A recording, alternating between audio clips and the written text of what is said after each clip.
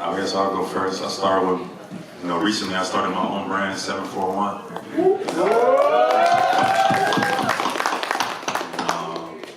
It's very rare for a star athlete, with a lot of, clout, whatever you say, accolades, to not be with a brand.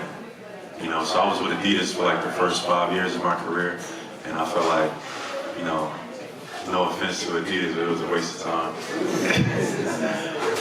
But what happens when you go to these brands, it's all about the clout, it's all about, it's all about just the clickbait stuff, not the authenticity, not the storytelling, not the stuff that really makes people fall in love with it. So they wanted me to be a part of their brand, but they didn't really want the essence of me. So I just started to notice that. They sign you and put you on the shelf. You know what I mean? And when you pop in, they want to attach themselves to you, not the other way around. So I was like, that's backwards. Why would I sign to somebody that's on that? So, long story short, I started my own journey in this, and it's been a lot of ups and downs. I learned a lot, but I'm so glad to be able to potentially spark the next generation. Hopefully, the next wave of athletes is going to be doing stuff a little bit different. Because some of these major corporations, if you found out what be going on behind closed, you wouldn't send your son and your daughter to sign up for that. You wouldn't. And it's the money, and a lot of people, they think like the money and stuff like that is most important, so they make that decision. And I'm gonna go with this cash that's on the table, but you don't know what that cash be coming with sometimes. Your voice, you know what I mean? They tell you can't say nothing, you can't stand for nothing. If we call you, you gotta be. It just didn't fit who I was, my fabric. So I was like, you know what? I'm gonna just start my own shit, so I don't have to abide by the rules that everybody else got. So because of that, though. Because of that journey, it puts you in a certain lane, and people be looking at you different, like who you think you is to be starting your own brand and doing stuff different from everybody else. So it make people create false narratives, it make people envy you and hate you and all this type of stuff, and in the media, and I have to deal and sort through that. So it's been a journey, but I wouldn't change it no other way.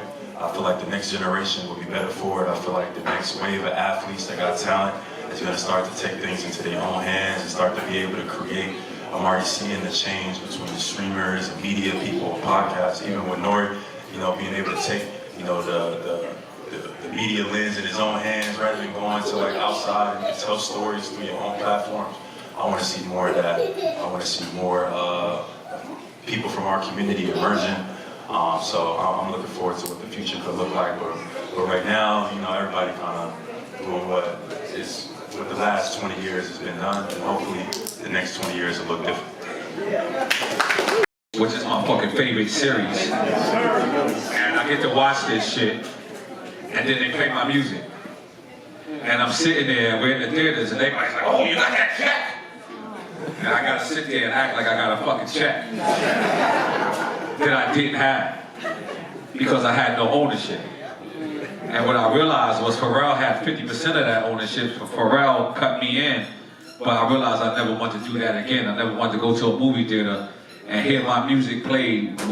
That indicates that they negotiated a whole deal where I wasn't present, which means that they could have ate the whole meal and gave me the leftover cornbread crumbs. Right. So to answer that question is, I fully want to be ownership. I wanted to own everything. I want every negotiation to come through me. I want the maintenance man. I want the ice cream parlor guy. I want the lady who do my nails. I want the person who cuts my hair. I want them all to go through me because I trust me. And I own me now. Everyone's up here is because when you own what you own the narrative. And so for me, creating the Pioneers Run crew, I'm watching, we're popping, we're getting people running through the hood. We got brains looking at us, we're like, what are these black people doing in the hood? Let's go see what they're doing. Let's give them free clothes, let's invite them up, let's put them in the commercials. But then you look on set, and it's like everyone on set that's a talent is black. Everyone around that's with the cameras, makeup artists is white. Everyone is getting paid except for the talent. And we're creating a culture, we're creating what you're going to use to create the commercial, to then use to sell product back to us, and we're never going to see that product, that money. And so I saw that, and I saw that happening, and I was like, we got to create something that we can own. So, You know, and not that I'm a designer or a developer or any of that, but I just knew that we needed to take, I just saw running going to a level where black culture was going to get into it, and we know in America when black culture gets into stuff, we need to take off, and we needed to create something we own. So PYNRS is that.